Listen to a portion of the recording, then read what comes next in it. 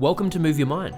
My name's Nick Bracks, and this is a podcast where we have real conversations with real people and give real advice. My next guest does a lot of social work. We had a really interesting chat. We talked a lot about sobriety and a whole range of other topics. Rahim Thawer is a registered social worker and psychotherapist based in Toronto. Now, I've been spending quite a bit of time in Toronto, and I get told off all the time because Canadians say Toronto. So I can't really say it properly, but we say the T anyway. Just the same way we tease Americans when they say Melbourne, whereas we say Melbourne. Anyway, he's a clinical supervisor, facilitator, public speaker, sessional lecturer, and organizational development consultant. He has several books under contract that examine the mental health experiences of sexual and gender minorities. His clinical practice and writing explores the intersection of systemic oppression and mental health, along with innovation in queer relationships. Rahim, so nice to meet you, mate. Thanks for making the time to have the chat today. Thanks for having me, Nick. We finally got there. This is our third device we've logged into to have this conversation. Across all the time zones. Exactly. Ironically, not far from each other, but, otherwise I would have been on the other side of the world. So anyway, glad that we're able to have this conversation. So I might just jump straight in. Can you give me a background on yourself, what you're doing now, and how you came to be doing that? Yeah. Well, I'm trained as a social worker based in Toronto. And most of my work is as a psychotherapist and as a trainer for organizations doing work around LGBTQ plus inclusivity, anti-oppression, anti-racism training. And I'm really passionate about the intersections of mental health and systemic oppression. I came to this work as a queer person myself, thinking about how the environment I lived in affected my mental health. So I think about the individual nature of mental health, but also the community and society influences and drivers of mental health outcomes. Yeah, I mean, it's a big topic, what you talk about, and I think there's so many levels to it, which I'm interested to understand. So I guess if we jump straight in, trauma in general as a subject, Mhm. do you find most of the time it's a combination of nature and nurture? Is it mainly from, events that have happened to people? What's the main cause that you've said, or one of the core things that causes trauma? Mm, that's a great question. I tend to come from a perspective called social determinants of health. And even though I know that there are some genetic factors that can make people vulnerable to mental illness and to different forms of trauma, I tend to mostly think about the social and environmental conditions. So, for example, if you're growing up in poverty, your opportunities for employment might be more limited. And as a result, there might be more engagement with the law, more trauma from police brutality, as an example. You know, if you are pressed for money and you need to make quick money, you might buy and sell things. It could be drugs, not necessarily that give you quick turnover, but those are volatile situations, right? And they leave you vulnerable to violence, uh, engagement with law enforcement, conflict with other people, etc.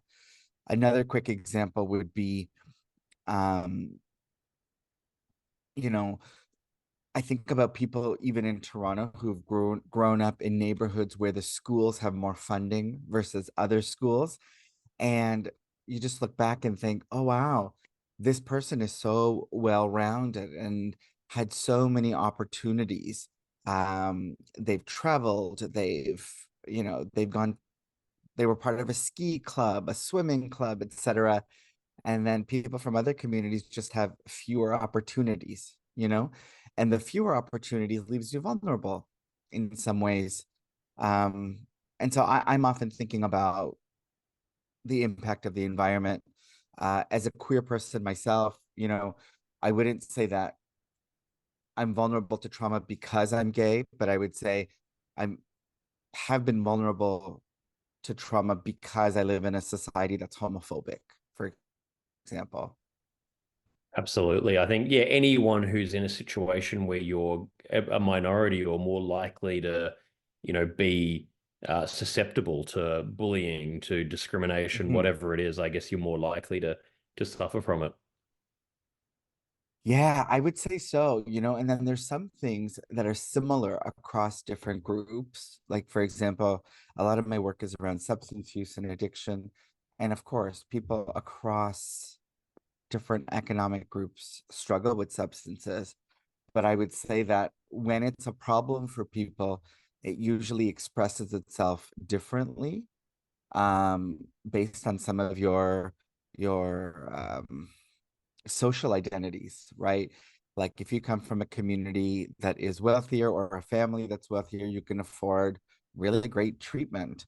If you're not, some of the things that perpetuate your desire to use, like um, poverty, chronic eviction, poor health issues, like that stuff just continues to go on and on. So it's harder to manage or treat the addiction.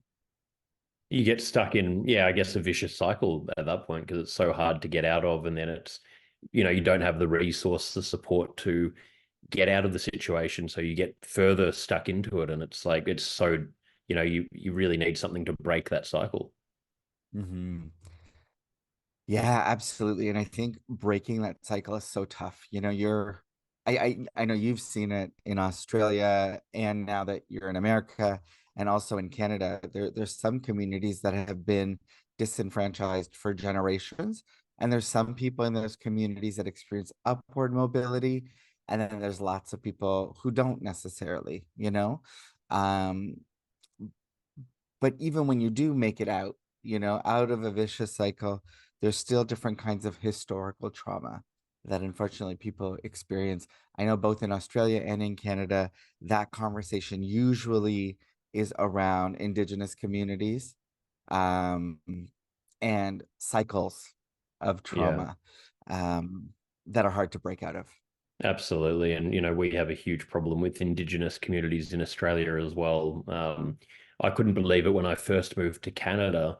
I was living in Vancouver and I didn't know anything about the, homeless and drug issues in Vancouver and along Hastings Street. It's one of the Mm. worst in the world. It's crazy. It's just such a huge issue that there's not really a sustainable solution to yet. But it was really eye-opening seeing that. Yeah, and I think it is eye-opening, and I think um it's hard to imagine what solutions can look like, um, in the face of rising cost of living, poor access to harm reduction interventions, um, and just in like psychological safety. Yeah. I know a lot of people who use substances to escape reality, and I'll ask them, are you using this to enhance your experience or escape? And they'll often say escape, but it started out as enhancing. And then I was like, okay, well, what are you escaping? And they'll say, like my day to day is so awful. And I've got this really awful trauma history. And during the process of using substances, I have found myself in further precarious situations. Um, Mm. and so we can actually see how there is a cycle, and how addiction can be a vulnerability in and of itself. Yeah, absolutely. And that makes so much sense. And what about on the other side where you've got people who are their life, for all intensive purposes is going well, they're in a high paying job, they're ticking all the boxes but they're, abusing alcohol, drugs. They're probably not even aware that they've got a problem themselves, or they're in denial. They're using it to rely on a whole lot of things that are, going on underneath the surface that they're not willing to look into or don't have the awareness to look into. Like, is Yeah. that another issue that we see a lot in society? 100%. I think when you are wealthier, so you're in the middle or upper middle class, you hide addiction in a different way. But we also have to remember that drugs and alcohol are socially sanctioned to be okay in so many situations. So when I'm working with clients, it's really talking about, when is this a problem for you? How do you decide? And there's this model through that I borrowed from the Center for Addiction and Mental Health here in Toronto, called the 4 C's model. And the first C is cravings. So you experience regular cravings in addition to perhaps withdrawal symptoms. I describe cravings as you can see it, imagine it, taste it before you've even got it in your hands. And then the second C is um, control. And control is about frequency and amount. So if you say you're going to use whatever substance at this frequency, let's say a few times a week, and I'm only going to have this many drinks, if regularly you find that you're not able to maintain control based on frequency and amount, that may be another indication. So craving, control. The next C is compulsion. And a compulsion to use is about starting and not being able to stop, but also it's about optimizing your time and your life, your schedule, or rearranging your schedule to optimize opportunities to use. So if you'd rather be alone than go with friends, be with people.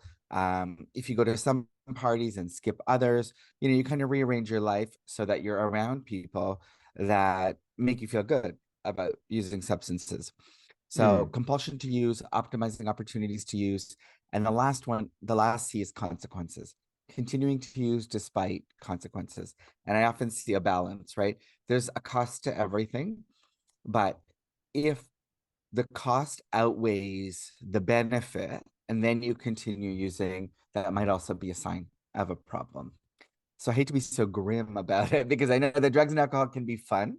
And I work from a perspective of like, yeah, alter your mind, alter your experiences. That is a good idea. And it's nice until it's not. And when it's Yeah. not, we just got to really evaluate it, right? And that's what therapy's for, to sit down and evaluate. How is this working for me? Exactly, and it's such a balance because these things are so Mm. embedded in society. And I mean, I found it really interesting because I quit alcohol about a bit over a year ago. I completely quit, and it was initially, you're going out with people, you're catching up with friends, and you start realizing just how embedded this is into everyday life and how much of a novel thing it seems if you're not drinking when you're out with other people that are doing it. And again, it's not to say that I think the solution is everyone should quit drinking. It was just a personal choice I wanted to make, and I think it's healthy to be able to function within in the middle where you can enjoy these things and still have a healthy life. But it can also be really difficult because we don't really. It's almost like society's being gaslit as to what is healthy and what's not healthy because we Mm. are just it's so accepted. It's just so part of life. Yeah.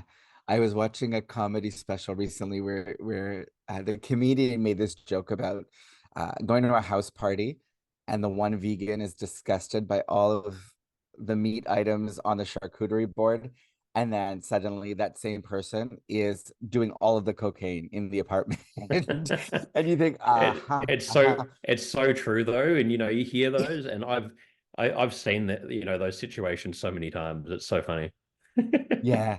I I'm interested in your journey around quitting alcohol because I'm also almost 4 months without alcohol, Oh well, and it's hard. It has not been easy. It's easier now than it was before, but it's socializing is still a project that I'm working on. 100%. Yeah, it's an interesting experience, and I didn't intend to quit for a year. I sort of felt like I wanted to have a break, and drinking hasn't been a problem for me for over a decade. I used Mm, to, when I was younger, I had which is well documented in Australia, but I had a yeah. very very public problem drinking and I was getting in trouble, and it was binge drinking and trying to escape and whatever else. And, that hasn't been a problem. But then I just found I didn't really want to be drinking yet. You'd be during the week, you're catching up with a friend, maybe you're a bit stressed, and you go to an event and you have a couple of drinks, and it just was so embedded in my life that I thought I just want a break. I'm too busy. And I found it really tough for the first, I'd say, 2 to 3 months.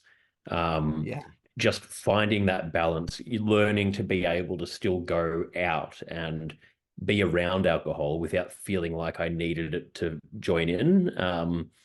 And the longer that I sort of stayed off it, the more I've really just, my mindset has, increased in the level of just not wanting to do it. And I think you become more and more conscious about it as time goes on. I think, hang on, like, yeah, I could do it, but I'd start evaluating if I did go and drink here, if I feel like I need it to, have a good time with all these other people or to fit in. How come? Like, why can't I? What am I trying to make up for? Am I actually wanting to even be here? If I am wanting to be there, what am I trying to hide that, I can't just enjoy being as I am in my natural state being there. So I think it opens up this, whole, deeper level of thinking that you have to be confronted with, like so many things. Like when you're in a relationship, it's in your face and you're getting all of your shortcomings thrown in front of you. I think it's a really interesting process in that sense. But Mm. it's the kind of thing now where I can't imagine going back. Oh, yeah. People regularly ask me, like, how long are you going to be doing this? And I said, I think it's indefinite. Like, it's been so hard to not drink because you have to rediscover your life in so many different ways. And you have to face some very unique things that are unique to you, right? So, I'm not struggling with poverty. I'm housed. I don't have those same systemic barriers. Um, but when I think about what function my alcohol served, it was like to feel sociable, to feel desirable. It's like figuring out sober sex has been a journey as well. Um, I always thought I'm such an extrovert, I can do anything. And then you're like, oh wait, it feels weird to be at a party sober. Oh wait, it feels weird to be naked sober. And Yeah. you really have to think about those things, and you think, oh, I've only done this with the help of alcohol. I got to figure out how to do some of this stuff on my own. Like that, Yeah. I can't just have my best friend with me all the time, you know? And that's what alcohol was, my Absolutely. best friend. Hey guys, if you're enjoying this podcast, please click the subscribe button, leave a like or comment, share with your friends, and follow me on Instagram at Nick Bracks. I really appreciate your ongoing support. Absolutely. No, it's so true. It's such an interesting thing and I felt like, and I had done a lot of work on myself in different ways. And I felt like I used to be really shy, and then I, made a career public speaking and doing all these things. And I felt like I've come out of my shell and I'm so much more evolved in that area. But then you realize even that you're putting on a front when you're doing these things, and when you pull all of these, all of the things that we hide behind, like you're saying there. Same thing for me in so many ways. You get rid of them and you're like, whoa, I've got a lot of work to go, and there's a lot of layers here, and it can Yeah. be kind of scary and humbling. And also, once you do start exploring it, though, it Mhm. becomes exciting because you start realizing, okay, like I've been, stuck in this place, and now I've got this opportunity to learn and grow and discover more. And as confronting as it is, this is super exciting that I'm now having this opportunity to, learn more about myself and, advance in those areas. Yeah, I'm appreciating just hearing you say some of those things. When you said it's exciting, I kind of thought, oh my gosh, what? I don't know if I've gotten there yet where I think it's exciting. Um, but I am trying to rewrite in my mind all of the things I did successfully that I gave for which I credited alcohol. Making friends, being funny, being social, meeting new people, etc. And I realized I might not be able to do the same kind of social performance that I used to, but a lot of those characteristics are still there. And also, nobody asked me to do that social performance. So I got to think about where that comes from, um, and being okay with maybe not being the life of the party sometimes. Well, I totally relate to what you're saying. And my biggest issue in life that I'm still working on a lot to this day has been people pleasing and wanting to, always be, putting on a front for people, making sure that I'm making everyone feel comfortable and happy. And like you're saying there, no one's actually asking us to do that. It's something inside of us, like this, insecurity saying, no, we need to be accepted. We need to overcompensate. But Mm, if you just be yourself and say, express how you're actually feeling, people respond, if not the same, even better to that. And you realize, okay, like it doesn't really matter, but it's such a difficult thing, isn't it? It's like yeah, so it takes a long time to work on these areas. totally. And I think you made a good point, I think, when you said um, when you had a problem with alcohol, that was over 10 years ago. And I think our relationship to substances can change quite a bit, you know? I'm now in my late 30s. When I was in my mid 20s, um, if like I would go dancing almost every weekend. And if there was an MDMA, I would be doing it. There's no like, I'll save this for another time. Yeah. Fast forward about 10, 12 years, and you could give me an MDMA and I'm gonna take it, but I'm gonna like carefully plan out which week is worth doing that and then block off the next day for recovery and then not touch it again for a few months. Yes. you Yeah. know, like my relationship has changed to that drug. It doesn't feel necessary, compulsive. I see it as fun. I can more than anticipate what the lows and the negative outcomes will be. It has to be much, much, much more calculated. Um, and that's just like a personality shift, I think, over time, you know? Yeah, I love that. I love that. And being less impulsive, I guess, like when we're younger, um, we're just acting on impulse. Whatever we feel like, it's like, I got to do this now. I want to do this. I want to do that. And Yeah. you can feel like, oh, but I'm wanting to make the most of life. I'm wanting to be more present and just be, milk everything out of it, which in some ways, maybe it does. And I don't regret any of that behavior. I'm glad that I did it when I was younger. But Yeah. it's not sustainable, I don't think, not for most people. And I don't think it makes us feel very at peace when we're only acting on impulse.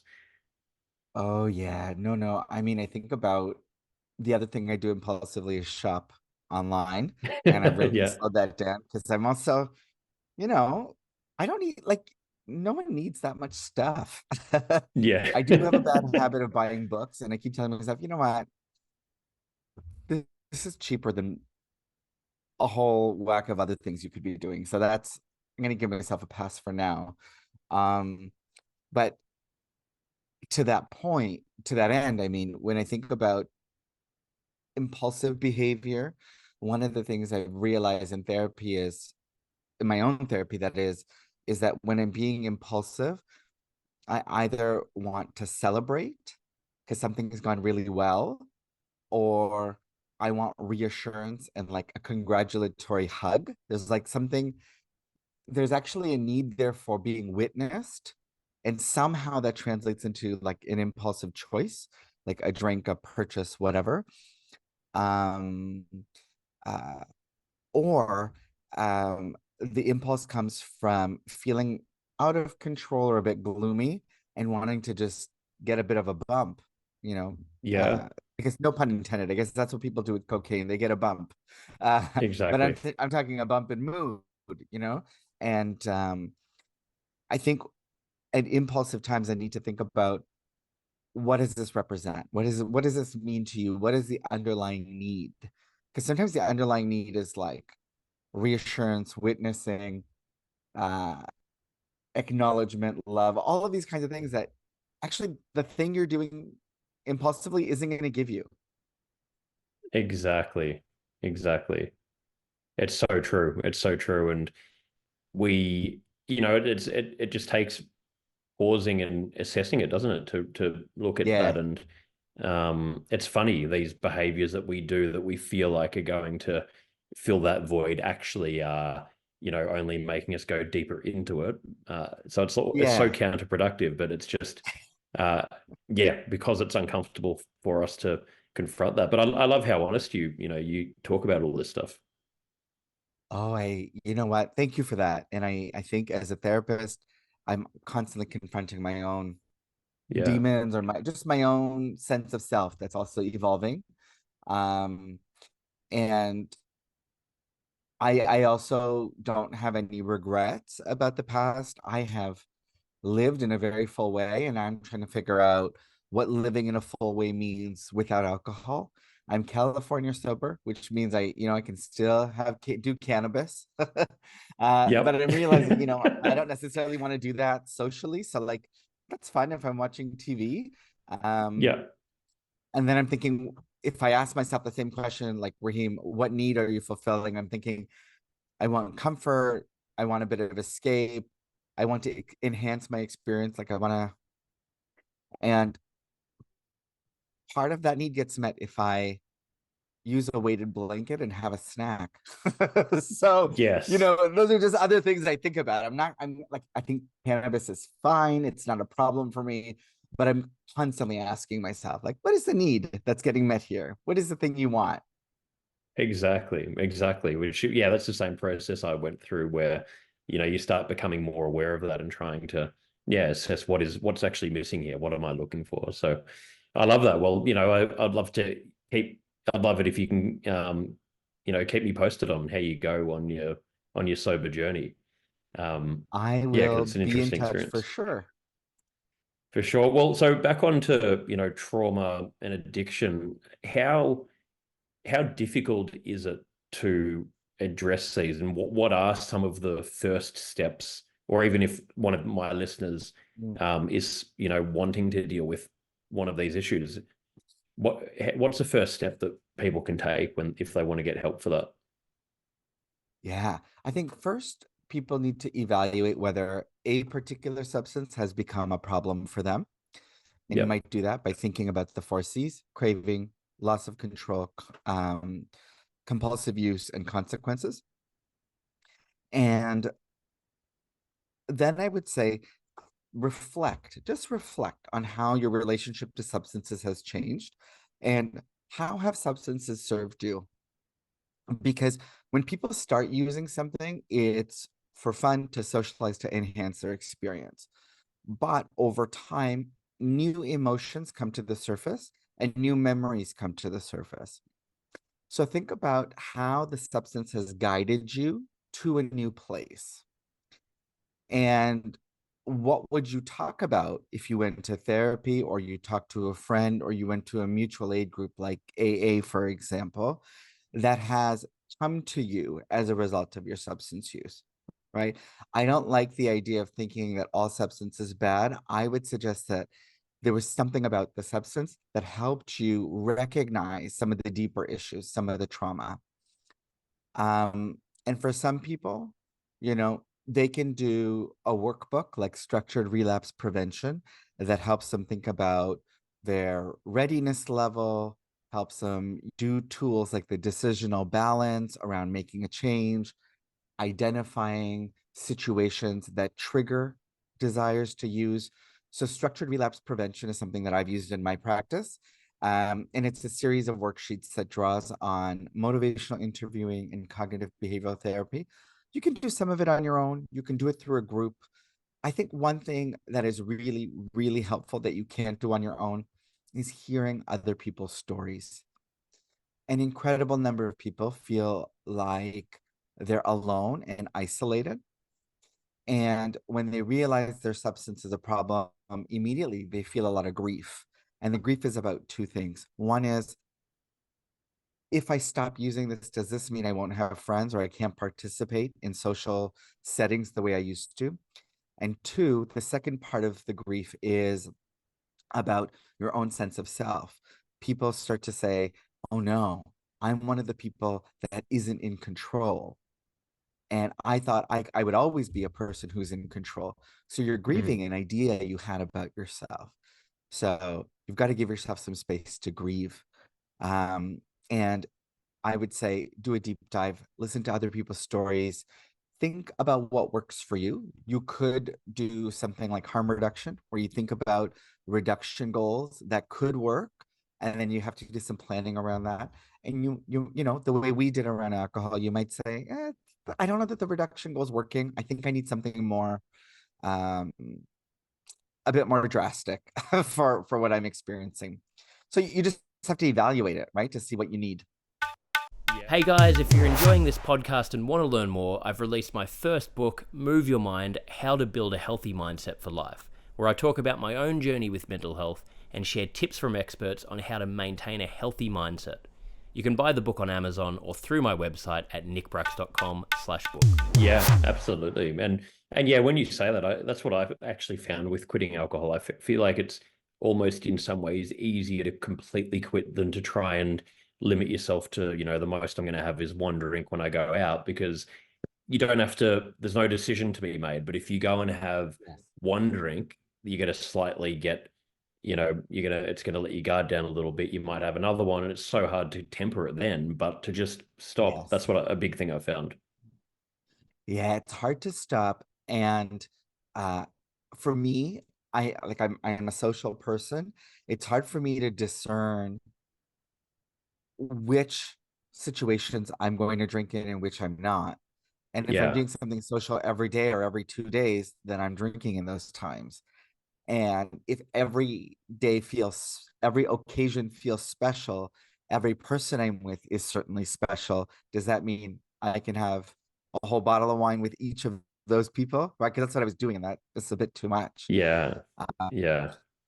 I really like what you said about taking the thinking out of it in a way, or taking the decision making out of it, because for me that made me feel like a failure when I was like, oh, I'm going to stick to this amount, and then I'm thinking, oh, I can't do that. Why did I make this choice? Like, you know what, I'm going to just set myself up for success as much as Yeah. possible. Yeah. Absolutely. Absolutely. Um, how many, when people have addiction on any level, whether it's, a small or a big one, is that most of the time to compensate for some form of trauma? And if people had no trauma at all, I don't know if that's possible, but would addiction exist? That's a good point. Some people do talk about a genetic predisposition to addiction. However, I do think most people have some kind of trauma. And I do think that a relationship to substances um, can begin as enhancing your experience, and then it can become self-medicating or a means to an end, right? So for example, if you need connection, but you don't know, you've never had sober sex, the whatever substance you do becomes a means to the end. You get the connection. And regardless of your background, you could have a lot of privilege in the world and still have trauma. Trauma isn't for people who are just marginalized in like structural and systemic ways. Uh, Trauma can look like shame, emotional neglect, absent parents, hypercritical communities, parents, siblings. Um, Trauma looks like so many different things to different people. And so when you take away the substance, there's usually something underneath. So if it's not as big as PTSD or trauma, at the very least, underneath it, you're going to find some shame, anxiety, some depression, right? So there Yeah. is something underneath it to work with. And so I think about it as like, okay, you've been using something to medicate, and that thing, it's yielding the same results it used to. So if you stop, let's prepare, because something else is going to come up that's underneath it. Yeah. Yeah. And how effective have you found CBT to be for dealing with a lot of these different issues? You know, um, I think CBT is a really good starting place. even though that is one of the modalities I use, Mm. having tried to run groups and do cognitive behavioral therapy with people who are not, um, for whom it's too difficult to make a change, um, it can be really hard and they can feel frustrated. However, I think if you reframe it and instead of thinking about treating addiction, if you think about it as creating insight and building an ongoing relationship with yourself, discovering your own boundaries and limits, all of those things can be successful, you know, whether it's cognitive behavioral therapy or psychodynamic therapy. Um, I really like psychodynamic therapy. It helps us think about the unconscious. It helps us think about the impact of the past on the present. And, you know, I think if we make the goal not curing something, but rather elevating your sense of self, these modalities have something profound to offer, you know, and then the rest depends on what changes you want to see in yourself, in Yeah. the world, in your life, you know, and then what's possible, right? If you're chronically stressed out, it's hard to have the space to think. Um, for me, when I made a choice to stop drinking, I had some space to think. Yeah. uh, Yeah. you know, and so that's what I needed. I needed that. I needed a space to think. I also needed safe people to talk to. So if somebody told me, Raheem, you know, you could have fun without drinking, I would have said, that's crazy. Also, you don't know what my life is like. Like socializing as a gay man, being single, living in Yeah. the city, like it's part of how I understand my life and my Yeah. community.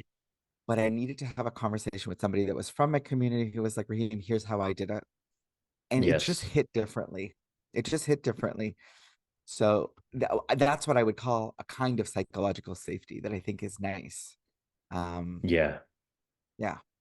I think that's so important, being able to talk to people and have support from people that have been through or are going through a similar thing. It makes a Mhm. dramatic difference. And what you were talking about before as well with, learning, hearing other people's stories. I mean, I've, that's what I first started doing when I got into the mental health work. I was sharing my story in schools, companies, different organizations, and really, I've done a whole lot of things in this area, but I'd say to this day, I still haven't seen anything more powerful than just, sharing stories, hearing other people's stories, because we all want to Yeah. relate and we tell ourselves that, we're unique and there must be something wrong with us because why are we Mhm. finding things so hard? But it's actually not a unique experience. Everyone's going through similar things in different ways, and we just need to hear that. Yeah. There's something there's something very seductive about the idea that it's your situation is very unique, because it helps perpetuate a particular cycle. And some people do Yes. have unique stories. Um, but there's just so many people in the world that, Yes. you know, like it's a bit of a what in psychoanalytic work we might call a bit of a narcissistic injury to admit Yes. that, you know what, I might not be that different. But when I can acknowledge that and I can tolerate that injury, I can then also say I have something to learn from other people. But if I think I'm so unique, then I have nothing to learn from other people. Right. So it Well, protects you in a ex way. exactly. It's another excuse to not have Mhm, to make that change. Yeah, that protection mhm. and it's staying in your comfort zone, even if it's painful to feel more like a victim and being able to sort of go from that standpoint, then that protects Yeah. us from having to confront these different areas. So again, none of it's easy, but yeah, I think it really does help hearing these stories. So I finish every episode with 5 closing questions. Before I All go right. into that, I just wanted to firstly ask you, what are some things that you do day to day or weekly for yourself to help maintain your mental well-being? Oh my gosh. I'm dog sitting for friends all the time because that feels good for me. Love that. Um, I prioritize masturbation, even though that sounds weird, but I just feel like that's important. Um, I prioritize sleep. I make sure I get a lot of sleep. Um, and I'm trying to take advantage of sunlight. So it's winter right now. The days are short. I'm really affected by the gray skies. So when it's sunny, I try to take advantage of that. Yeah, I mean, that's so important as well. Yeah, and in Yeah. this part of the world, yeah, you need to do that because it can get pretty depressing. So yeah, I love Yes. that. Well, thank you for sharing all of that, and thank you for being so open. I've taken a lot out of this. Um, the 5 closing questions, these can be sort of Yeah. just, whatever answer comes to mind. The first one is, what is your best childhood memory that comes to mind? I'm immediately thinking about this time in senior kindergarten where I was riding a tricycle around in the playground and I was wearing a full gray, it's like a jumpsuit, but it was the snow pants with mittens built in. And I had a little hat on and I was just riding my bike all over. I love that. I can picture it. What do you think is currently the biggest burden on mental health in society? Uh, Capitalism, financial stress, nonstop competition, cost of living, that kind of thing. Yeah, they're big ones. They're massive ones. What's your personal definition of happiness? Um, my personal definition of happiness, that would be finding ways to really feel good about myself in relation to the people I love and the communities I feel strongly connected to. Yeah. What are you most afraid of?